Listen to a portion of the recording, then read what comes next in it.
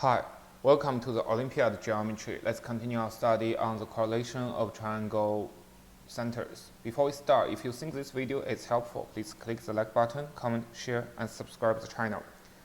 So yesterday we discussed about a very specific figure, and in the end I said that this figure is very interesting, and I encourage the audience to explore more about this figure. So today actually I found another problem. It's exactly the same figure, but it requires to solve a different question.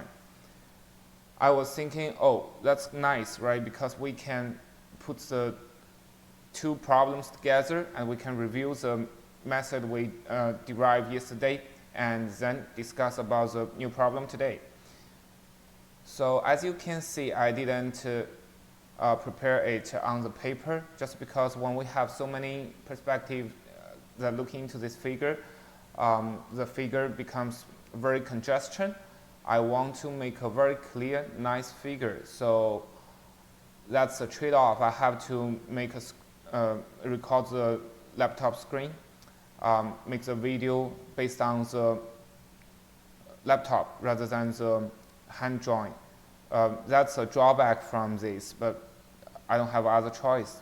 So let's try to make it slow and clear so audience can follow me.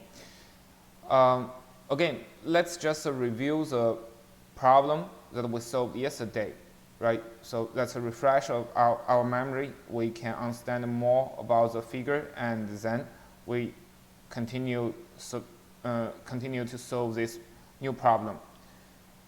Let's see the problem set. Let OI be the circumcenter and incenter of triangle ABC. If CA, BC, AB form an arithmetic sequence, prove that OI is perpendicular to IA. So the first thing is that we need to draw it on the computer. And if we want to draw it, we have to use the compass and ruler only, right? And the ruler without any length measurement, right? So that's very interesting question of itself, right? How we can draw a triangle which has three edges in arithmetic sequence. That's a question. So let's do that first. The first thing is that we know from the problem set that if CA, BC, AB form an arithmetic sequence, then we know that CA plus AB equals to twice of BC, right? So let's draw the twice of BC first. Oops. Sorry. Let's draw the BC first. So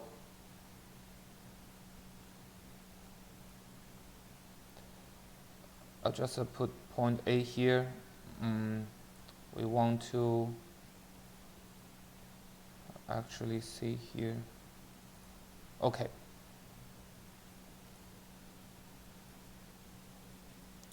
Let me remove that point. So let's use BD to represent for twice of the BC.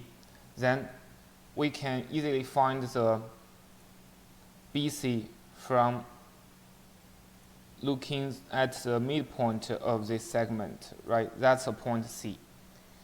And the question would be, how can we find the point A so that AB plus AC equals to BD, right? So we can assume that the distance from A to C equals to D to E. E is another point here, right? Because AC, we want AC to be longer.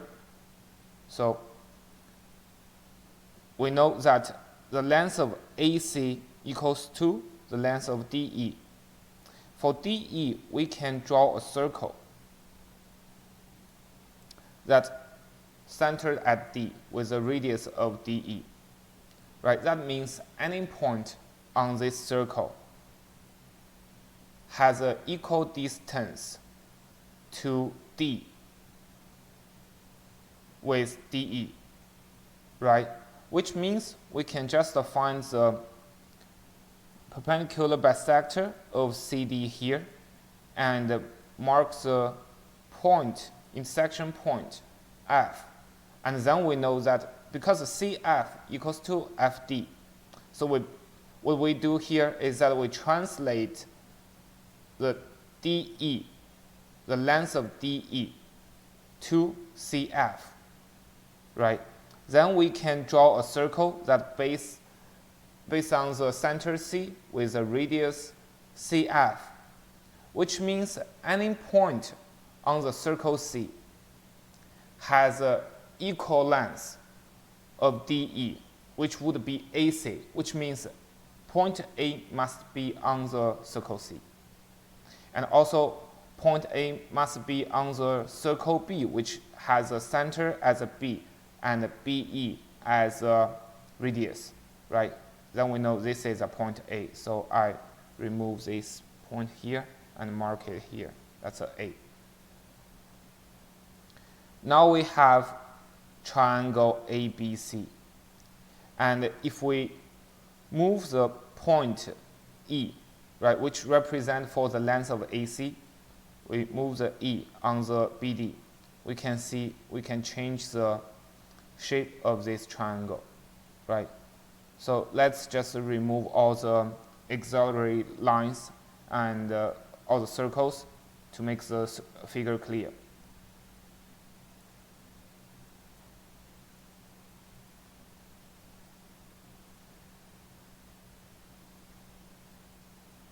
I want to keep E here because we can adjust the figure later. So let's redraw here. And you can see if I just change point E, the triangle shape automatically change, right? Okay, all the relation is maintained. Okay. Okay, now we have the triangle which has AB plus AC equals to twice of BC. And remember that this problem relates to the circumcenter and incenter, so we just draw the circumcenter and incenter. To find the circumcenter, we use a perpendicular bisector of line BC, segment BC and segment AB. Of course, the segment AC here. We know this point should be the circumcenter of triangle ABC. So let's set it as O. And we know these 3 points, right? That's a midpoint of each edge. So we give the name here. First one should be M. That's for AB. And the midpoint of AC should be N. We will use this for the next question. And the midpoint of BC, let's give it a name as P.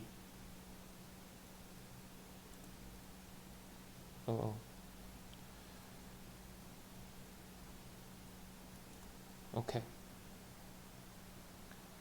So now we have the midpoint and we have the circumcenter, and we want to find the incenter, right? The incenter should come from the angle bisector.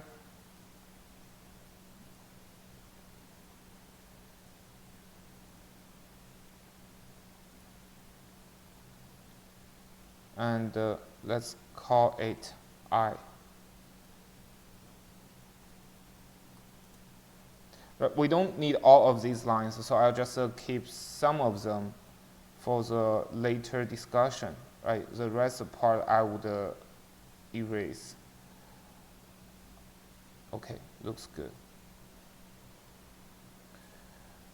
Remember yesterday when we talk about this problem, we actually need the intersection point here, we call it K. So because K is on the perpendicular bisector of segment BC, that means K has an equal distance to point B and point C, which means segment BK equals to segment KC, right? BK equals to KC. And also, angle BAK equals to angle KAC.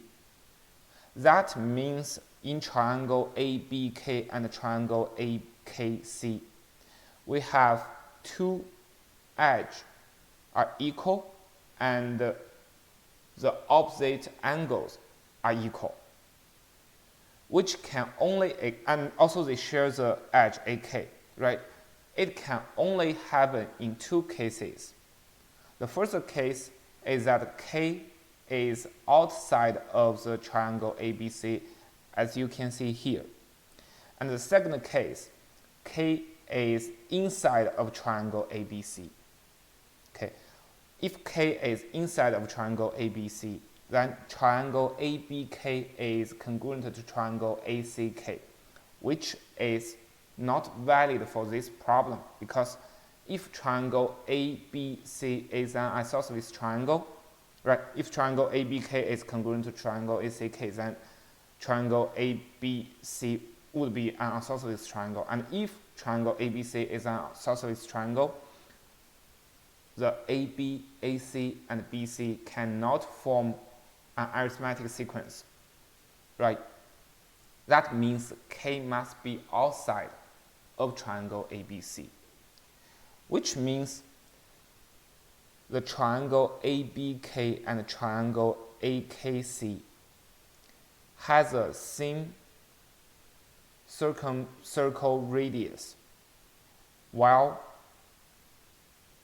the center, the circumcenter of triangle AKC must be on the perpendicular bisector of segment AK, right? Similar for the triangle ABK.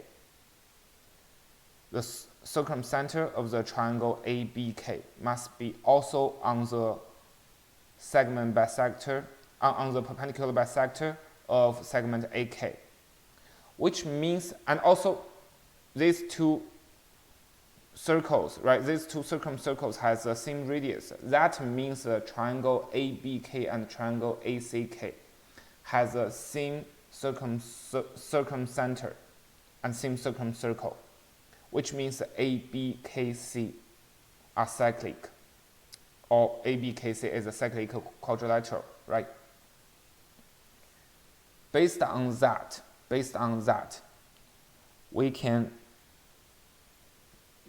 keep that in mind first, right? And let's connect the IN here, mark the point G, let's call it another,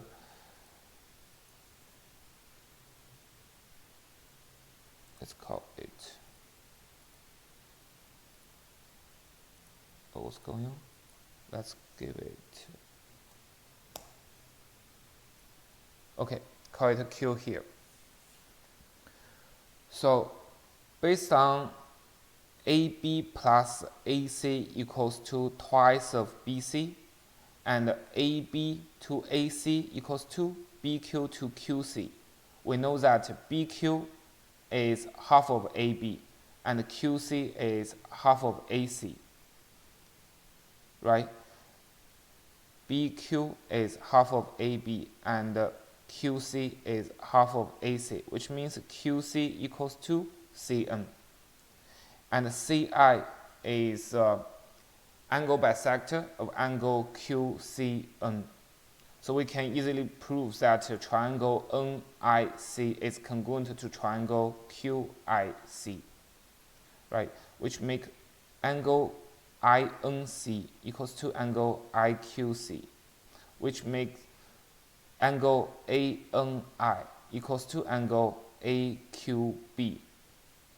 And we already know that this angle equals to this angle, so triangle ANI is similar to triangle AQB, right? Then we can calculate, so we want to prove that, remember yesterday we want to prove that OI is perpendicular to AK. But we already know that ABKC are cyclic, and O is a circumcenter of the ABKC, right? That means OK equals to OA. So if we want to prove that OI is perpendicular to AK, we just need to prove that I is a midpoint of AK. And we already know that N is a midpoint of AC. So we just need to prove that IN is in parallel with KC. Right? To prove that, we already know that angle ANI equals to angle AQB. Then we just need to prove that angle AQB equals to angle ACK, which is easily to prove as what we discussed yesterday. So that's a problem from yesterday, right? And please remember all the conclusion we get so far. Now we want to prove that MN are the midpoint of ABAC respectively. G is the centroid of triangle ABC. Then GI is tangent to the circumcircle of triangle AMN. So MN are here. MN are the midpoint of ABAC respectively. G is the centroid of triangle ABC. So let's find G first. We just need to connect AP and BN. Right, this should be G.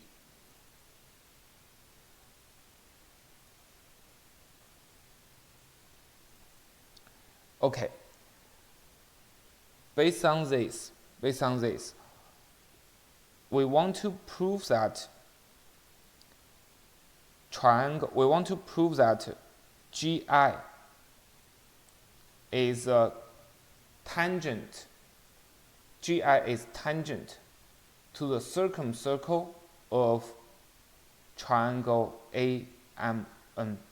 So we need to take a careful look at the triangle AMN. Comparing triangle AMN and triangle ABC. We know that triangle AMN and triangle ABC are not only similar, but also triangle AMN and triangle ABC are homothetic figures, right? They are homothetic triangles.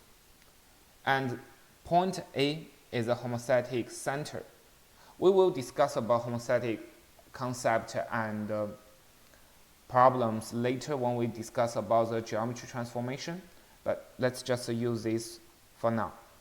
So A is a homothetic center, and we know that the ratio of this homothetic figure is 1 to 2, right? AM to AB, that's 1 to 2.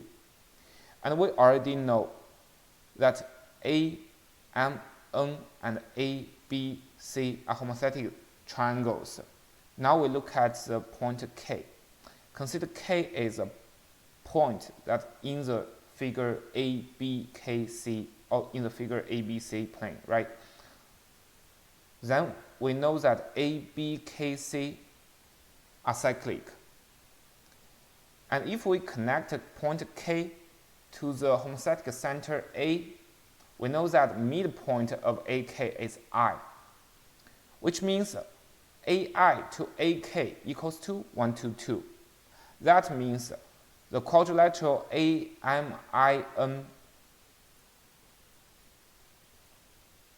is homothetic to the is a homothetic figure of the quadrilateral ABKC, right? And because ABKC are cyclic, that means AMIN is also a cyclic quadrilateral, right? And where is the circumcenter of this cyclic quadrilateral?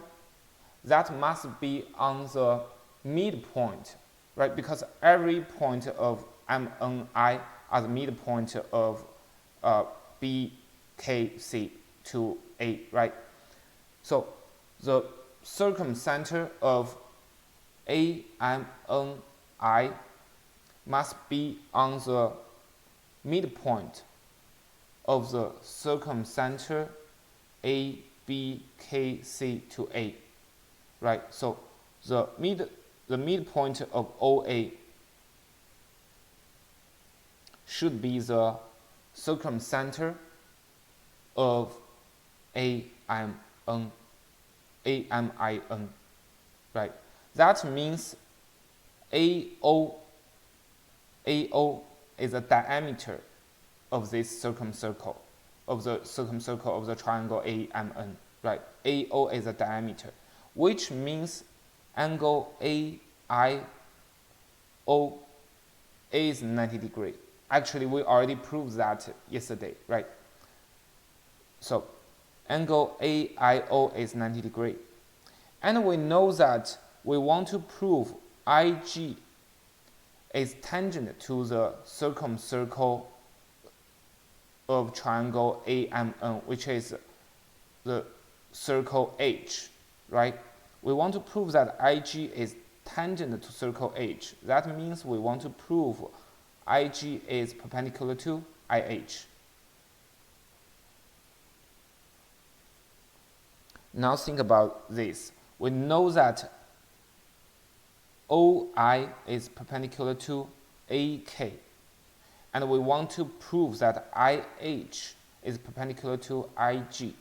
We just need to prove this angle, the angle AIH. Let me write it down here. We actually want to prove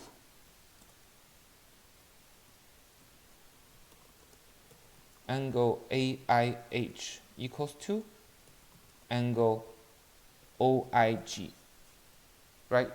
Because angle AIO is 90 degrees, and we want to prove angle HIG to be 90 degrees, then we just need to prove angle AIH equals to angle OIG. So the question is, what is angle OIG?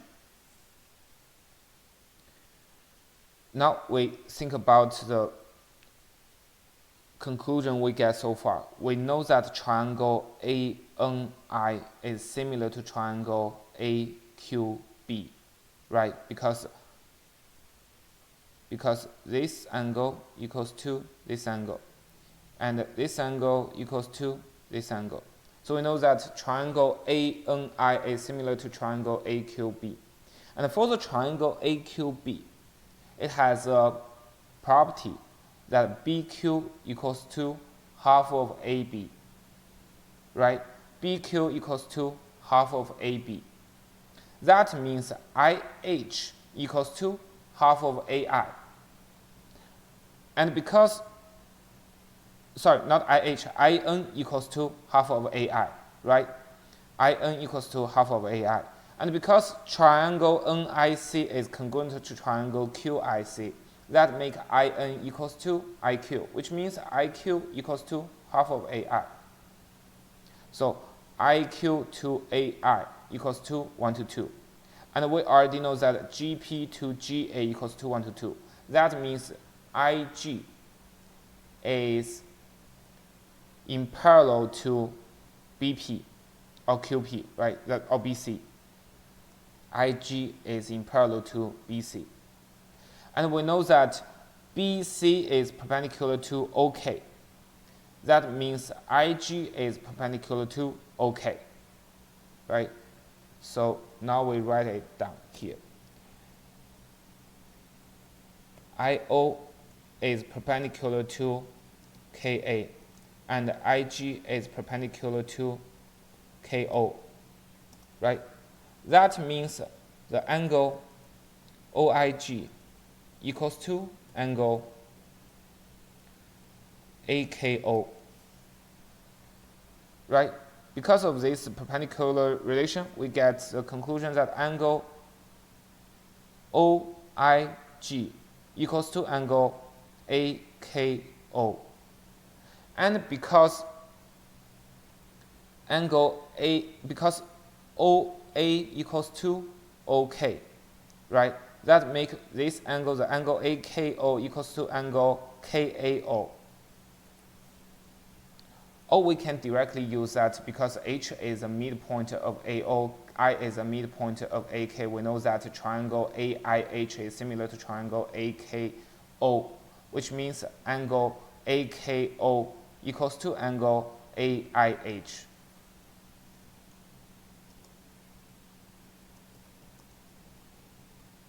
So we get it, right? Angle AIH equals to angle OIG. That's it. That means HI is perpendicular to IG, which means IG is tangent to the circle H, which is a circumcircle of triangle AMN. Okay, so we proved a lot of things in this figure. The reason why I said this figure is very interesting figure is because it includes so many homothetic figures, and it includes so many similar figures, congruent triangles, and that makes this figure very interesting, right? And actually we can extend this figure and we can exploit more. Like, we can easily prove that Q is a midpoint of IK. Right? Q is a midpoint of IK. Okay, so for this problem, I think we already derived many things here, and I want to close this figure for now. I hope you like this video. I hope you enjoy this discussion. Just because it's very difficult to do this plot on the paper, so I have to choose a recording screen method rather than do it on paper. I hope that you can really follow the discussion, and please let me know if this works for you. Okay, see you in next one. Thank you very much.